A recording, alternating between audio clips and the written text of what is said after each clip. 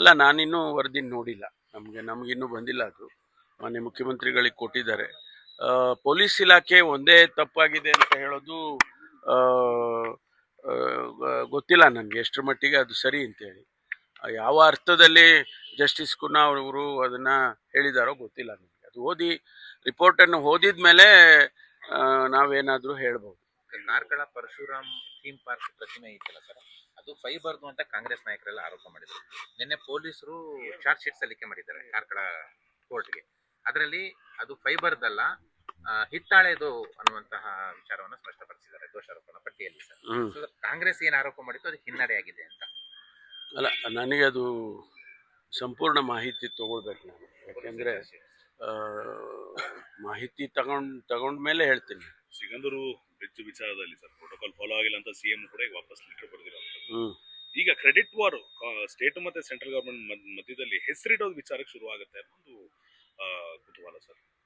ಅಲ್ಲ, ಅದು ಮುಖ್ಯಮಂತ್ರಿಗಳ ಕಚೇರಿ ಮತ್ತು ಸಂಬಂಧಪಟ್ಟ ಇಲಾಖೆ ಅವರು ತೀರ್ಮಾನ ಮಾಡಬೇಕು ಕೇಂದ್ರ ಸರ್ಕಾರದ ಜೊತೆಯಲ್ಲಿ. ಯಾಕೆಂದ್ರೆ ಯಾವುದೇ ಯೋಜನೆ ಸಂಪೂರ್ಣವಾಗಿ ಕೇಂದ್ರ ಸರ್ಕಾರನೇ ಮಾಡುತ್ತೆ ಅಂದ್ರೆ ಅದೊಂದು ಆ ಮಾತು ಬೇರೆ.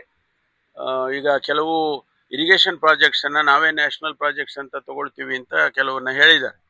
ಆ ರೀತಿ ತಗೊಂಡಾಗ ಸಂಪೂರ್ಣವಾದಂಥ ಹಣ ಮತ್ತೊಂದು ಎಲ್ಲ ಅವರೇ ಕೊಡಬೇಕಾಗತ್ತೆ, ಕೆಲಸನೂ ಅವರೇ ಮಾಡಬೇಕಾಗತ್ತೆ. ಇಂಥ ಪ್ರಾಜೆಕ್ಟ್ಗಳು 60-40, 70-30 ಈ ರೀತಿ ಸ್ಟೇಟು ಸೆಂಟರು ಶೇರ್ನಲ್ಲಿ ಮಾಡ್ತಾರೆ. ನನಗೆ ಮಾಹಿತಿ ಇಲ್ಲ ಸಂಪೂರ್ಣ ಈ ಬ್ರಿಡ್ಜ್ ಕಟ್ಟುವಾಗ ಸಂಪೂರ್ಣ ಕೇಂದ್ರ ಸರ್ಕಾರದ ಹಣ ಇದೆಯಾ ಅಥವಾ ನಾವು ನಮ್ಮ ಪಾಲು ಇದೆಯಾ ಅಂತ ನನಗೆ ಗೊತ್ತಿಲ್ಲ. ಒಂದು ಯಾವುದೇ ಇದ್ರೆ ಒಂದು ರಾಜ್ಯದಲ್ಲಿ ಕೇಂದ್ರ ಸರ್ಕಾರನೇ ಯೋಜನೆ ಮಾಡಿದ್ರು ಕೂಡ ರಾಜ್ಯ ಸರ್ಕಾರನ ವಿಶ್ವಾಸಕ್ಕೆ ತಗೊಂಡೇ ಮಾಡಬೇಕಾಗಿದೆ. ಇದು ನಮ್ಮ ಫೆಡರಲ್ ಸ್ಟ್ರಕ್ಚರ್ ಇರೋದೇ ಹಾಗೆ.